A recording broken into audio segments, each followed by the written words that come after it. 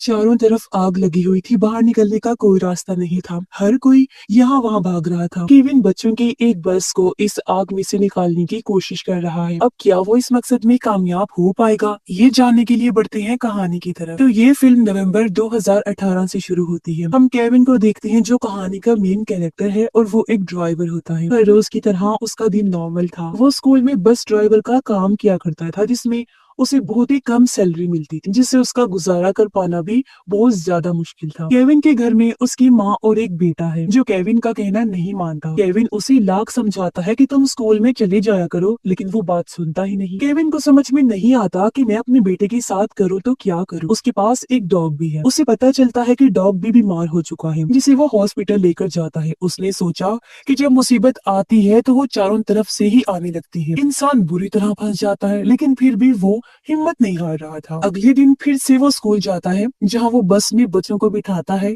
और स्कूल छोड़ देता है। अब ये कैलिफोर्निया का एक पैराडाइज नाम का शहर है, जहाँ पर आमतौर पर मौसम सूखा और गर्म रहता है। पहाड़ों के ऊपर हम बिजली के खंभों को देखते हैं। यहाँ पर एक बिजली की तार के अंदर कुछ शॉर्ट सर्किट हो जाता है, जिस वजह से चिंगारियां घास के ऊपर गिर जाती हैं। अब क्योंकि मौसम बिल्कुल सूखा था, जिस वजह से घास भी सूख चुकी थी, तो उस घास के अंदर आग लग जाती है। ये आग बड़ी तेजी से जंगल की तरफ ही जाने लगती है, जिस तरफ पूरा पैराडाइज शहर मौजूद है। जो लोग शहर के अंदर थे, उन्हें आने वाले खतरे के बारे में बिल्कुल भी पता नहीं था। अब केविन स्कूल में बच्चों को छोड़ देता है, जिसके बाद उसे अपनी बस को वहाँ से गैराज में लेकर जाना था, ताकि वो बस को ठीक करवा सके। तब तक जंगल में आग बहुत फैल चुकी थी। कुछ पुलिस वाले आग को देख लेते हैं और फायर ब्रिगेड वालों को फौरन इस बारे में खबर करती है। जहाँ फायर ब्रिगेड वाले आते तो है, लेकिन उन्हें पता चलता है कि ये आग पहाड़ के ऊपर लगी हुई है और वहाँ तक पहुँचना थोड़ा मुश्किल है। लेकिन फिर भी वो हिम्मत नहीं हारते और किसी तरह दूसरे रास्ते से पहाड़ के ऊपर जाने की कोशिश करते हैं। लेकिन कुछ वर्कर्स इसी आग में फंस जाते हैं। हम केविन को भी देखते हैं, जो स्कूल बस को लेकर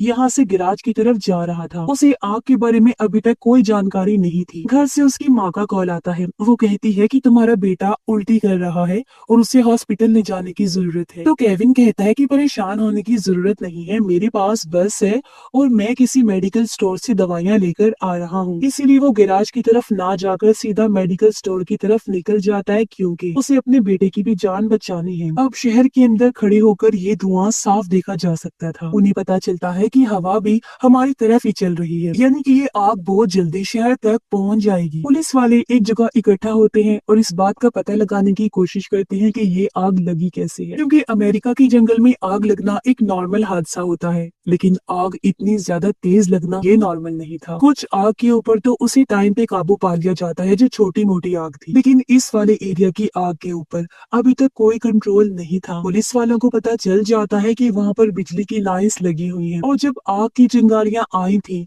हवाओं का फुल जोर था, तो बिजली को बंद नहीं किया गया था और इसी वजह से आग लगी थी। जल्दी वहाँ पर बिजली के डिपार्टमेंट के कुछ लोग आते हैं। फायर ब्रिगेड वाले उन पर काफी गुस्सा करते हैं कि तुम्हें पता नहीं था इतनी तेज हवा चल रही है, तुम्हें बिजली को काट देना चाहिए था। फायर ब्रिगेड की बातों के बाद डिपार्टमेंट के आदमी सारी बिजली को बंद कर देते हैं, क्योंकि उन्हें पता है कि इस तरह के हादसे और ज्यादा हो सकते हैं। फिर हम एक ऑफिसर को देखते हैं जो FBI में है। वो फायर ब्रिगेड वालों को बताता है कि मैं आग में फंसा हुआ हूँ, लेकिन यहाँ कुछ घर हैं जिनके अंदर आग लग चुकी है और उन घरों को मदद की जरूरत है, इसलिए वो यहाँ खुद भी लोगों की मदद करता है। ये वो घर थे जो जंगल के आसपास में बने हुए थे, इसीलिए वो कुछ लोगों को अपनी ही गाड़ी में बिठा लेता है और उनकी जान बचाकर यहाँ से ले जाता है। अब फायर ब्रिगेड वालों को ये पता चल जाता है कि ये आग बहुत देर से जल रही है, काफी दूर तक फैलती जा रही है। कम से कम 5 किलोमीटर का इलाका इसने अपने अंदर ले लिया है। केविन के पास भी उसकी बॉस का कॉल आता है। वो कहती है कि अगर गैराज में बस ठीक हो चुकी है तो तुम बस को जल्दी से लेकर आ जाओ, क्योंकि आज बच्चों को जल्दी छुट्टी करवाएंगे। लेकिन केविन तो गैराज के अंदर अपनी बस लेकर गया ही नहीं था, वो तो दवाइयाँ लेकर अपने घर की तरफ जा रहा था। फायर ब्रिगेड की गाड़ियां भी इतनी ऊपर तक नहीं जा सकती थी, जिस वजह से यहाँ पे छोटे छोटे हेलीकॉप्टर्स और जहाजों की मदद ली जाती है। वो जहाज पानी भरकर जंगल के ऊपर फेंकने का काम करते हैं ताकि आग के ऊपर काबू पाया जा सके।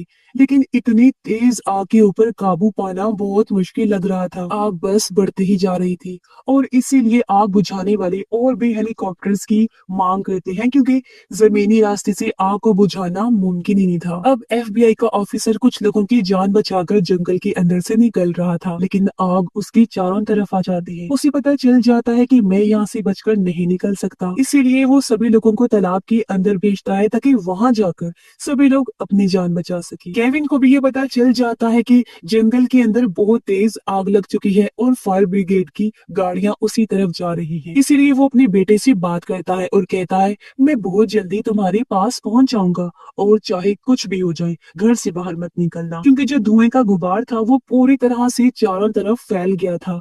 सारे बच्चे स्कूल के अंदर हैं, वो भी खिड़कियों से बाहर धुएं के गुबार को देख पा रहे थे। उन्हें भी पता चल जाता है कि कहीं पे आग लगी हुई है। यहाँ पर एक टीचर भी थी जिसका नाम मैरी होता है। वो इन सभी बच्चों को एक जगह इकट्ठा करती है और उन सबको बैठने के लिए बोलती है। काफी सारे पेरेंट्स तो अपने बच्चों को लेने के लिए स्कूल में ही आ गए थे, क्योंकि उन्हें भी डर लग रहा था कि कहीं उनके बच्चे खो ना जाए। लेकिन अभी भी कई पेरेंट्स ऐसे थे जो अपने बच्चों तक नहीं पहुंच पाए थे और ये टोटल 22 बच्चे होते हैं। केविन के पास उसकी वाइफ का कॉल आता है। पता चला कि वो अपनी वाइफ के साथ नहीं रहता।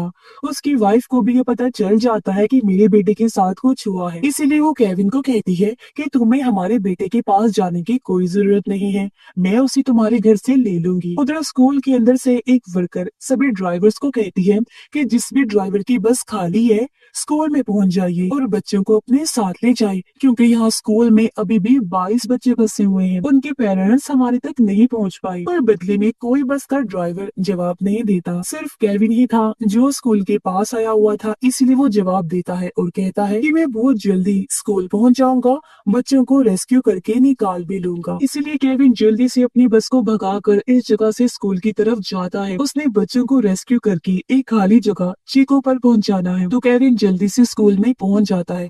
सारे बच्चों को अपनी बस में बिठा लेता है। मेरी नाम की टीचर केविन को कहती है कि इन सभी बच्चों को तुम चीको के पास पहुंचा देना जहाँ पर खाली जगह पड़ी है। लेकिन केविन कहता है कि मैं अकेला ये काम नहीं कर सकता, किसी को मेरे साथ जाना होगा। तो मैरी कहती है ठीक है, मैं ही तुम्हारे साथ चलती हूँ। इसीलिए मैरी भी उन बच्चों के साथ बस में बैठती है और ये लोग यहाँ से निकल पड़ते हैं। बच्चे भी आराम से अपनी अपनी सीट्स पर बैठ गए थे। पुलिस और फायर ब्रिगेड वाले आग बुझाने में लगी होती है। वो बढ़ती हुई आग से बेहद टेंशन में आ गए थे। केविन जिस बस को ले जा रहा था वो बस भी एक जैम के अंदर फंस जाती है। काफी लंबा ट्रैफिक का जैम था, क्योंकि सभी लोग यहाँ से निकलने के बारे में सोच रहे थे, जिस वजह से सारी गाड़ियां अचानक से हाईवे पर आ गई थी और जाम लग गया था। ऐसे इंतजार करते करते रात हो जाती है। केविन को पता चल जाता है कि यहाँ से निकलने का कोई रास्ता नहीं है, फिर भी वो किसी तरह करके मैरी को सीट पर बिठाता है और कहता है कि मैं रास्ता खाली करवाने की कोशिश करूंगा, तब तुम धीरे धीरे करके बस को पीछे पीछे लेकर आना। तब मैरी ऐसा ही करती है। केविन सामने से गाड़ियां हटाने लगा ये कहकर कि मेरे पास बच्चे हैं तो प्लीज हमें निकलने दो। कुछ लोग रास्ता छोड़ देते हैं। काफी कोशिश करने के बाद केविन की बस यहाँ से निकलने में कामयाब हो जाती है और इस तरह से केविन बस को आगे बढ़ाता हुआ एक जगह पर पहुंच जाता है। वो देखता है कि यहाँ तो बहुत तेज आग है, सारे घर जल रहे हैं। मैरी भी कहती है कि हमें यहाँ पर नहीं रुकना चाहिए, हमें इन बच्चों को उसी जगह ले जाना होगा जहाँ पर हमें कहा गया था। केविन अब यहाँ से भी आगे बढ़ता है। चारों तरफ बस आग की लपटें थी और धुएं की वजह से अंधेरा होने लगा था। आग की गर्मी की वजह से बहुत सारे बच्चे डर गए थे, लेकिन मैरी किसी तरह इन बच्चों को संभालने की पूरी कोशिश कर रही थी। अब जहाँ चीको नाम की कैंप साइट थी वहाँ पर कुछ टेंट्स लगा दिए गए थे। जितने भी जख्मी लोग थे वहाँ पर आ रहे थे। सारी बसेस को भी यहीं पर आने के लिए कहा गया था, लेकिन अभी तक एक बस नहीं आई थी और वो थी केविन वाली, जिस वजह से बस के अंदर जितने भी बच्चे थे उन सबके पेरेंट्स यहाँ पर बहुत ज्यादा परेशान हो जाते हैं। उधर केविन जहाँ बस चला रहा था वहाँ सामने कुछ भी दिखाई नहीं दे रहा था, लेकिन केविन बस को बस अंदाजे से चला रहा था। सभी बच्चे पसीने में तर हो चुके थे और पानी के लिए पुकार रहे थे, लेकिन आसपास पानी मिलना बहुत मुश्किल था। इसलिए केविन गाड़ी को उस जगह रोक देता है जहाँ पर आग थोड़ी कम लगी हुई थी। मैरी कहती है कि मैं आसपास के घरों में पानी देखने के लिए जाती हूँ, इसीलिए वो एक घर में जाती है क्योंकि फ्यूल स्टेशन के पास था और वहाँ से पानी की बोतल्स जमा करना शुरू करती है। लेकिन तभी फ्यूल स्टेशन में भी धमाका हो जाता है और मैरी बाल बाल बचती है, लेकिन वो किसी तरह बच्चों के लिए पानी ले आई थी। तब जाकर बच्चों की प्यास बुझती है। अब आग और भी ज्यादा फैल चुकी थी। केविन बस को लेकर आगे बढ़ता ही जा रहा था। उसे नहीं पता था कि ये रास्ता किस तरफ जाएगा, क्योंकि दूर दूर तक सिर्फ अंधेरा था और अंधेरे के सिवा कुछ भी नहीं होता। जितने भी पेरेंट्स थे उन सबको केविन की बहुत समझाने की कोशिश करती है कि आप लोग परेशान मत होइए। जिस बस के अंदर बच्चे बैठे हुए हैं उसे केविन नाम का अच्छा ड्राइवर चला रहा है और मैरी नाम की टीचर भी उसी बस में बच्चों के साथ है। तो ये दोनों सही सलामत बच्चों को यहाँ पर ले आएंगे। बस आप लोग मुझ पर यकीन रखिए। पुलिस और बाकी लोगों को अपना काम करने दीजिए। केविन जब आगे बढ़ रहा था तो उसे कुछ लोग दिखाई देते हैं जो भाग रहे थे। वो लोग केविन को बोलते हैं कि आगे बस को मत ले जाना क्योंकि आगे जाने का कोई रास्ता नहीं है, तुम भी पैदल ही भागने लगो। लेकिन केविन के पास 22 बच्चे हैं, वो उन बच्चों को छोड़कर पैदल नहीं भाग सकता। इसीलिए वो मैरी को बोलता है कि तुम बस में बैठी रहो, मैं रास्ता देखने की कोशिश करता हूँ। तो वो रास्ता देखने के लिए दूसरी तरफ जाता है तो पता चलता है कि यहाँ से बाहर निकलने का कोई रास्ता नहीं है। चारों तरफ बस आग ही आग है, यानी कि आगे भी आगे और पीछे भी है। इसीलिए वो फैसला करता है कि बस को कुछ देर यहीं रोकर रखना होगा जब तक आग थोड़ी बहुत शांत नहीं हो जाती या हवा की रफ्तार धीमी नहीं हो जाती। सारे बच्चे रो रहे थे। मैरी उन्हें शांत करवाने की कोशिश कर रही थी। वो मैरी को कहता है कि मेरे पास एक आइडिया है, मेरी जो टी शर्ट है उसे फाड़ कर बच्चों के मुंह पर लगा दो ताकि बच्चों के अंदर जहरीली गैस ना जाए। तो वो ऐसा ही करती है। केविन अपने टी शर्ट के छोटे छोटे टुकड़े करता है, उन्हें पानी में भिगोकर बच्चों को नाक पर रखने के लिए देता है ताकि वो बच सके। पुलिस वालों की हिम्मत भी अब जवाब देने लगती है। उन्हें पता चल जाता है कि इतनी बड़ी आग पर काबू पाया नहीं जा सकता क्योंकि ये आग सिर्फ छोटे से एरिया में नहीं बल्कि बहुत बड़े इलाके में फैल चुकी थी। ना तो इसे हेलीकॉप्टर या जेट की मदद से बुझाया जा सकता है और ना ही फायर ब्रिगेड की गाड़ियों से। इसलिए वो फैसला करते हैं कि हमें सिर्फ एक ही चीज पर फोकस करना होगा, वो है लोगों की जान बचाना। फायर ब्रिगेड के जो बड़े ऑफिसर्स होते हैं वो मीडिया के सामने भी यही बयान देती है कि किसी को टेंशन लेने की जरूरत नहीं है। जितने भी लोग या बच्चे आग के अंदर फंसे हुए होंगे हम उन सबको सही सलामत निकाल लेंगे। तब तक केविन और मैरी एक दूसरे से बातें करने लग जाते हैं और अपने अपने दुख शेयर करने लगे क्योंकि दोनों को लगता है कि शायद अब उनका आखिरी वक्त आ गया है। लेकिन थोड़ी देर बाद उन्हें एहसास होता है कि आग बिल्कुल पास आ पहुंची है। केविन फौरन बस से नीचे उतरता है और आसपास लगी हुई आग को बुझाने की कोशिश करता है, पर हवा बहुत तेज चल रही होती है इसलिए आग बुझने का नाम ही नहीं लेती। ये देखकर केविन को समझ आ जाता है कि अब यहाँ कोई भी उनकी मदद करने नहीं आएगा। इसीलिए वो फिर से बस में चढ़ जाता है और फैसला करता है कि चाहे कुछ भी हो जाए बस को आगे लेकर जाना ही होगा। बस शुरू में चलती ही नहीं लेकिन केविन बार बार कोशिश करता है। लंबी कोशिश के बाद आखिर बस स्टार्ट हो जाती है और वो बस को आग के बीच से निकाल कर आगे ले जाने लगता है। ये बहुत ही बड़ा रिस्की काम था क्योंकि अगर कोई जलता हुआ पेड़ बस के ऊपर गिर जाए या बस को आग लग जाए तो यहाँ इन बच्चों को बचा पाना नामुमकिन काम था। अब उन्होंने खिड़कियां और दरवाजे बंद करके रखे थे, इसी वजह से धुआं अभी तक अंदर नहीं आया था और कुछ ना नजर आने के बावजूद भी केविन बस अंदाजे से चलाता रहता है और आगे बढ़ता रहता है। और फिर काफी कोशिश करने के बाद वो एक ऐसी जगह तक पहुंच जाता है जहाँ तक आग पहुंची नहीं थी और इस तरह से वो उस जगह से बाहर निकल पाता है। फिर यहाँ से भी वो अपनी बस को उस जगह ले जाता है जहाँ पर उसे बस लाने के लिए कहा गया था। उस जगह पर पेरेंट्स उदास खड़े हुए थे, लेकिन जैसे ही वो बस को देखते हैं उन्हें पता चल जाता है कि हमारे बच्चे सही सलामत आ चुके हैं। इस वजह से सभी पेरेंट्स खुश हो जाते हैं और अपने अपने बच्चों को संभाल लेते हैं। साथ ही साथ पेरेंट्स मैरी और केविन का शुक्रिया अदा भी करते हैं क्योंकि उन्होंने अपनी जान की परवाह ना करते हुए सभी बच्चों की जान बचाई और उनको सही सलामत ले आई। अब केविन को अपनी फैमिली को भी ढूंढना था।